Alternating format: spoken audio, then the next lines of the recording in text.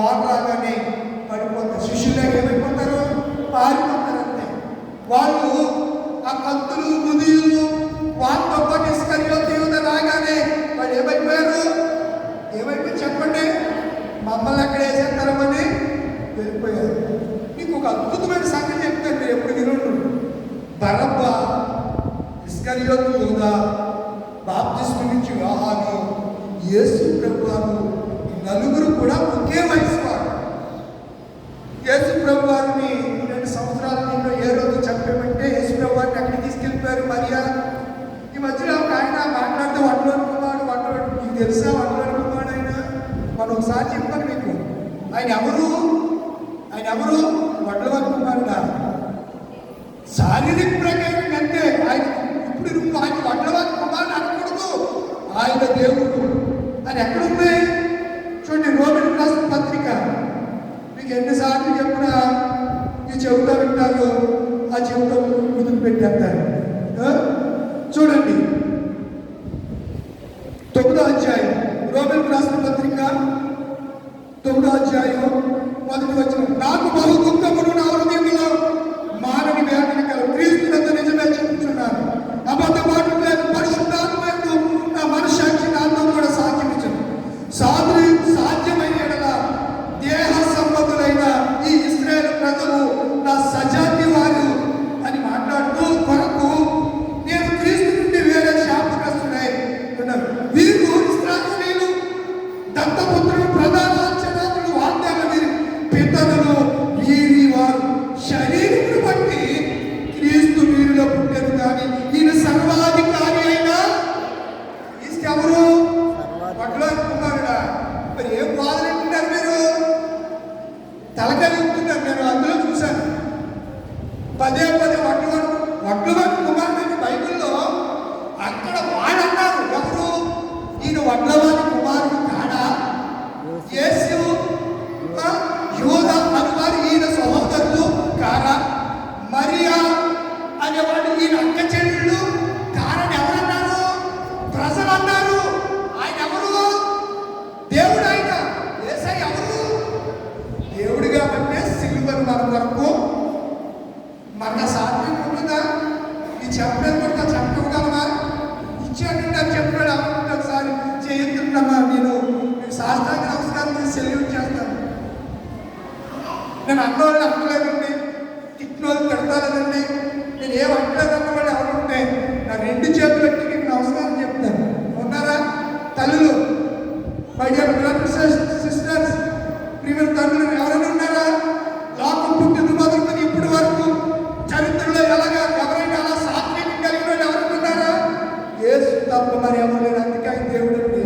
వడ్లవారి కుమారుడికి ఏదైనా నువ్వు వాళ్ళు అనుకున్నారండి.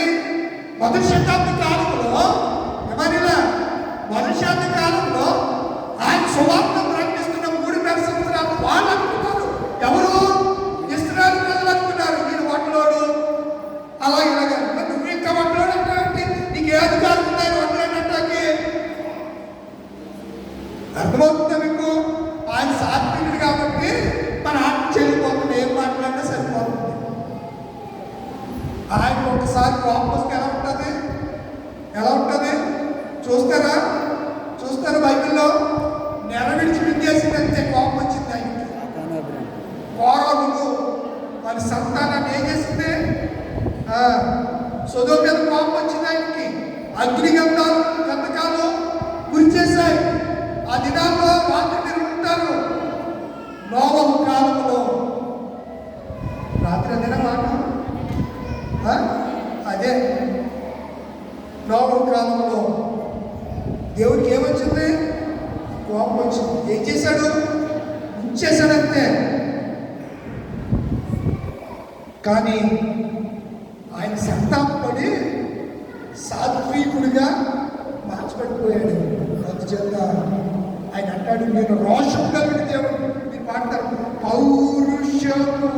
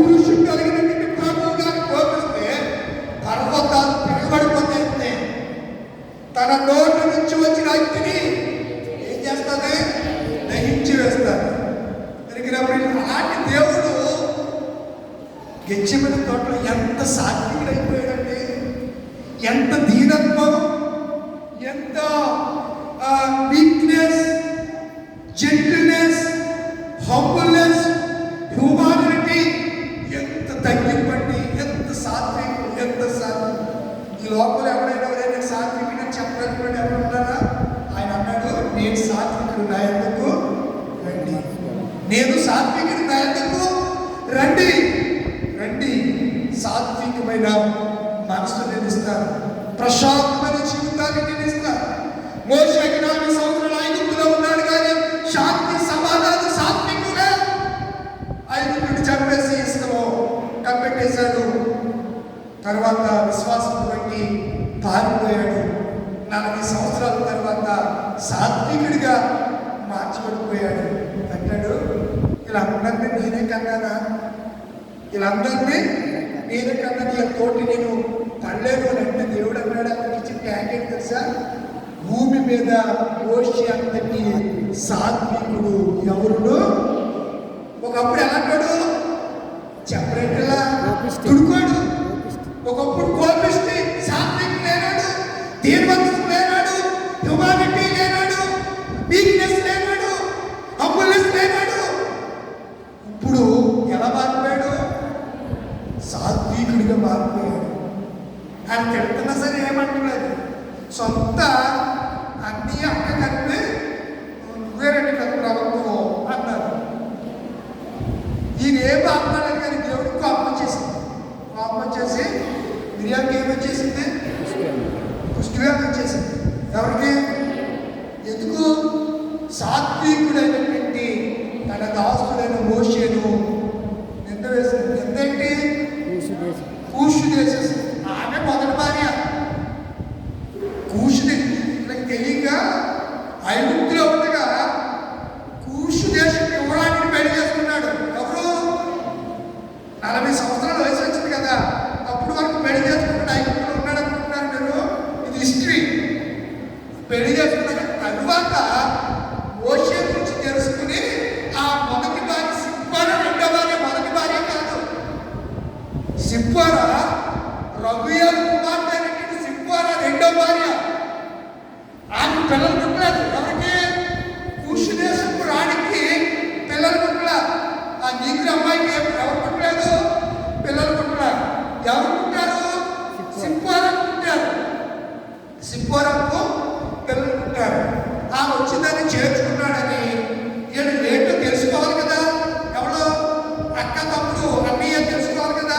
తెలుసుకోకుండా మోషే ఇష్టపడుతున్నట్టుగా మాట్లాడితే దేవుడి కోపం వచ్చేసి మోషేలో ఎవరు కోపం వచ్చేసింది? హృదయం గారా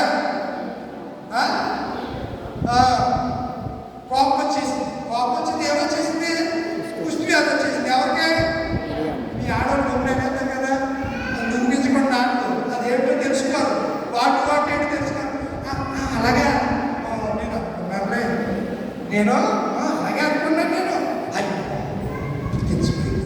అది తెలిసిపోయింది. ముందు పోగాలను ఏం తెలిసిపోయింది? మిరియాకి ఏం తెలిసింది మోషే గురించి? మోషే అలాంటి దేవుడికి తెలిసిందండి. అతడు నా ఇల్లంతటిలో నమ్మకస్తుడు, మిక్కిలి సాత్వికుడు. ఎక్కడుందా మాట బైబిల్లో? త్వరగా చెప్పాలి. ఎక్కడుందో చెప్పారు మీరు. మధ్యలో బాబా సంఖ్యాకాండం 12:3 వచ్చిన. మరి ఏం చేద్దామో నిలబడ్డాను కదా, చెప్పాలి కదా. 12:3 టైం అవుతుంది. యెహోవా ఏ మాట? అదిగో మా తమ్ముడు చెప్తున్నాడు కదా, ఏమంటున్నాడు? ఆ మాట విన్నట్టు ఏ మాట? అహరోనును మిరియామును ఏమన్నారు?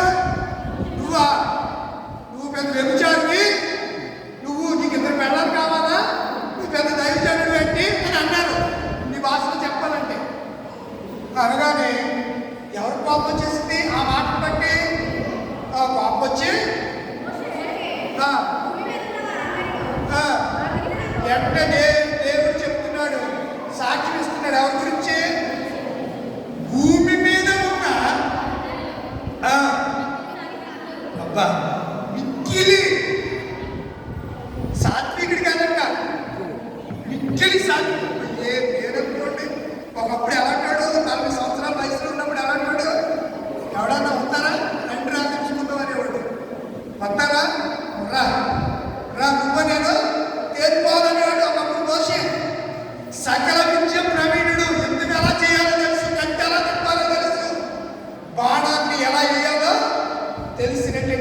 మరి ఎవరు మోషే అలా తోడు ఎలా మారిపోయాడండి? మిక్కిలి సాత్వికుడిగా మారిపోయాడు. మరి యేసుతో ఉంటున్నటువంటి పేదరిక సాత్వికుడు లేదంటే ఏమా చెప్పాలి పెద్దలు అందరూ ఎక్కడ కూర్చుంటారమ్మా, ఇక్కడికి ఎదరికొచ్చి కూర్చోవచ్చు కదా, మీరు ఏమో నాకు కనపడి చేస్తలేదు, అక్కడ ఏం లైట్ లేదు, మొక్కలే కనపడలేదు నాకు, అక్కడ లైట్ ఉందా ఎక్కడా ఎయిరు వెనకాల లైట్ లేకపోతే వెనకాల లైట్ వచ్చింది. ప్రజలు ఉన్నప్పుడు మందిరం అంతా దేదీప్తి వారికి ఎలగాలి, చీకటి ఉండకూడదు మందిరంలో. అప్పుడు జోసెఫ్ గారు మందిరంలో చీకటి లేదు, లైట్లు వేయాలి. కరెంట్ బిల్కి ఇబ్బంది పడితే మీరు ఇచ్చేస్తారండి బాబా, ఇంకా కరెంట్ బిల్లు వచ్చేస్తుంది అనుకుంటున్నారు ఏమన్నా. ఏంటి లైట్ అండి, ఆ మొక్కలు ఏం కనపడితే చీకటిగా ఉన్నాయి. కనుక దేవుడి పిల్లలారా, భూమి మీద ఉన్నటువంటి ప్రజలందరిలో మిక్కిలి సాత్వికుడు. సమూయేలు 2వ గ్రంథం 22:36 వచనంలో, సమూయేలు 2వ గ్రంథం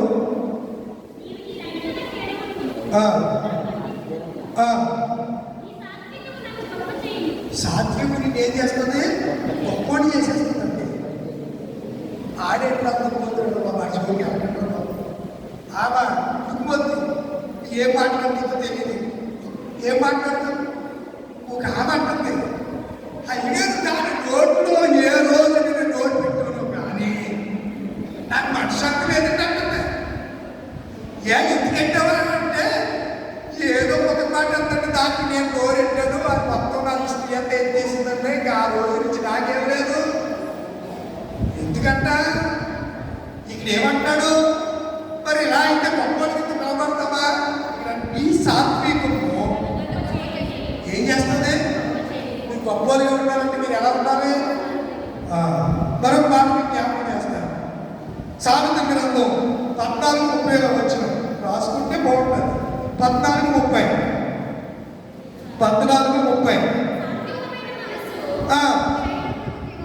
సాత్వికమైన మనస్సు జీవం. దేనికి? మీరు సాత్వికం లేకపోతే బీపీ ఎంత పెరుగుతుంది చెప్పండి. అప్పుడే నరాలు పగిలి చచ్చిపోతారు. దాన్ని కార్డియాక్ అరెస్ట్ అంటారు. కార్డియాక్ అరెస్ట్ అంటారు. చచ్చిపోతారంటే బీపీ 150, 200కి రేంజ్లో ఉంటే నరాలు ప్రెషర్కి తట్టుకోలేక నరాలు అయిపోతాయి, బరస్ట్ అయిపోతూ ఉంటాయి. బరస్ట్ అవుతాయి వెంటనే ఏమవుతారు? ఇంకా స్పాట్ అన్నమాట. ఇక్కడ అన్నాడు కదా, సాత్వికమైన మనస్సు శరీరానికి ఈ మనసులాగే కొన్నిసార్లు మన ఇబ్బందులు పడుతున్నాం. మరొక మాట జ్ఞాపకం చేయన 15:4 సామెతలు 15:4